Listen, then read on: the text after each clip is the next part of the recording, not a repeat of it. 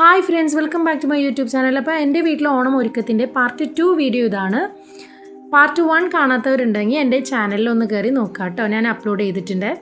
അപ്പോൾ ഞാൻ ഓൾറെഡി വീട്ടിലോട്ട് പോകുമ്പോഴേക്കും എൻ്റെ ഉമ്മ ചോറ് വെച്ചിട്ടുണ്ടായിരുന്നു. അതേപോലെ തന്നെ അവിയൽ സെറ്റ് ചെയ്തിട്ടുണ്ടായിരുന്നു, എലിശ്ശേരി, അതേപോലെ തന്നെ ക്യാബേജ് തോരൻ എല്ലാം ഉണ്ടാക്കിയിട്ടുണ്ടായിരുന്നു.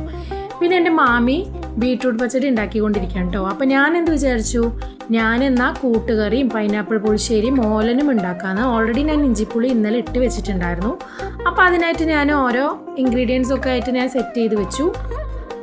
ഓൾറെഡി ഞാൻ കൂട്ടുകറി ഉണ്ടാക്കാൻ ആവശ്യമായിട്ടുള്ള കടലൊക്കെ ഇന്നലെ വെള്ളത്തിൽ ഇട്ട് വെച്ചിട്ടുണ്ടായിരുന്നു. അത് നമ്മൾ ജസ്റ്റ് ഒന്ന് പ്രഷർ കുക്ക് ചെയ്തെടുക്കുക. പിന്നെ സദ്യയിൽ മെയിനായിട്ട് ഒഴിച്ചുകൂടാനാവാത്തൊരു ഘടകം എന്ന് പറഞ്ഞു കഴിഞ്ഞാൽ നാളികേരമാണ്.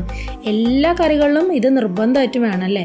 അപ്പോൾ നമ്മൾ നാളികേരം ചിരവി തോൽക്കും. പിന്നെ ഞാൻ ഓലനും കൂട്ടുകറിയും ഉണ്ടാക്കുന്നത് 2 അടുപ്പുകളിൽ ഒരേ സമയത്താണ് കേട്ടോ. അപ്പോൾ ഒരടുപ്പിൽ ഇൻഡാലിയത്തിൻ്റെ ചീനച്ചട്ടി വെച്ചിട്ട് കുമ്പളങ്ങിയും അതിൽ 2-3 പച്ചമുളകും വെള്ളം ഉപ്പും ഇട്ടിട്ട് അതൊന്ന് കുക്ക് ചെയ്യാൻ വെച്ചു. മറ്റേ അടുപ്പിൽ കൂട്ടുകറിക്ക് ആവശ്യമായിട്ടുള്ള ചേനയും അതേപോലെ തന്നെ കായും കുറച്ച് മഞ്ഞൾപ്പൊടിയും മുളക് പൊടിയും ഉപ്പൊക്കെ ഇട്ട് വെള്ളം ഒഴിച്ചിട്ട് അതും ഒന്ന് വേവിക്കാനായിട്ട് വെച്ചു. അങ്ങനെ 2 അടുപ്പും ഞാൻ ഒരേ ടൈമിലാണ് കേട്ടോ മാനേജ് ചെയ്ത് കൊണ്ടുപോണ്. പിന്നെ നെക്സ്റ്റ് ഞാൻ ചെയ്യാൻ പോകുന്നത് എന്താണെന്ന് പറഞ്ഞു കഴിഞ്ഞാൽ ഓലനിക്ക് ആവശ്യമായിട്ടുള്ള തേങ്ങാപ്പാൽ പിഴിഞ്ഞെടുക്കുക എന്നുള്ളതാണ്. അപ്പോൾ ഞാൻ 1-ാം പാലും 2-ാം പാലും ഒക്കെ ഓൾറെഡി പിഴിഞ്ഞെടുത്തിട്ടുണ്ട്. പിന്നെ നമ്മൾ ഓൾറെഡി ഓലനിൽ കുമ്പളങ്ങയൊക്കെ വെന്ത് കഴിഞ്ഞാൽ അതിൽ വൻപയറും കൂടെ ചേർത്ത് കൊടുത്തിട്ടുണ്ടായിരുന്നു കേട്ടോ. ഞാൻ ആ ഒരു പാർട്ട് കൂടെ സ്കിപ്പ് ചെയ്തിട്ടുണ്ട്. എന്നിട്ട് ഞാൻ 2-ാം പാൽ ഒഴിച്ചു കൊടുത്ത് നന്നായി ഇതൊന്ന് ഇളക്കി യോജിപ്പിച്ചു. എന്നിട്ട് അത് നന്നായി ഒന്ന് കുറുകി വരണ ആ ഒരു അളവിൽ വരെ നന്നായി അതൊന്ന് ഇളക്കി കൊടുത്തു. പിന്നെ എന്താണെന്ന് പറഞ്ഞു കഴിഞ്ഞാൽ അതൊന്ന് കുറുകി വരുന്ന സമയത്താണ് ഇനി 1-ാം പാൽ ചേർക്കുക. അപ്പുറത്തെ അടുപ്പിൽ എൻ്റെ കൂട്ടുകറി കിടന്ന് കണ്ടില്ലേ, വെട്ടിത്തിളയ്ക്കുന്നുണ്ട്. അപ്പോൾ ഓൾറെഡി നമ്മുടെ കഷ്ണങ്ങളൊക്കെ നമ്മൾ വെന്ത് വരുന്ന ആ ഒരു സമയം ഞാൻ അതിൽ 1-2 അച്ച് ശർക്കര കൂടെ ഇട്ട് കൊടുത്തിട്ടുണ്ടായിരുന്നു കേട്ടോ. അതും കൂടെ ഇട്ട് നന്നായി ഒന്ന് ഇളക്കി യോജിപ്പിക്കാം. പിന്നെ നിങ്ങൾ ശ്രദ്ധിച്ചിട്ടുണ്ടോ എന്ന് അറിയില്ല, ശർക്കര ഇട്ട് കൊടുത്തു കഴിഞ്ഞാൽ അടി പിടിക്കാനുള്ള ചാൻസ് ഉണ്ട്. അപ്പോൾ നമ്മൾ കൈ വിടാണ്ട് ഇളക്കിക്കൊണ്ടേയിരിക്കണം കേട്ടോ.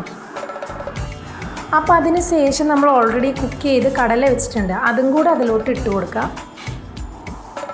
പിന്നെ back to my olan recipe. ഇവിടെ ഓലനിൽ 2-ാം പാലൊക്കെ ഇട്ട് നന്നായി സെറ്റായി വന്ന നമ്മൾ 1-ാം പാലും കുറച്ച് കറിവേപ്പിലയും പച്ചവെളിച്ചെണ്ണ ഒഴിച്ച് അത് സെറ്റ് ചെയ്യുക. അപ്പോൾ ഇവിടെ ഓലൻ റെഡി ആയിട്ടിരിക്കുകയാണ് കേട്ടോ.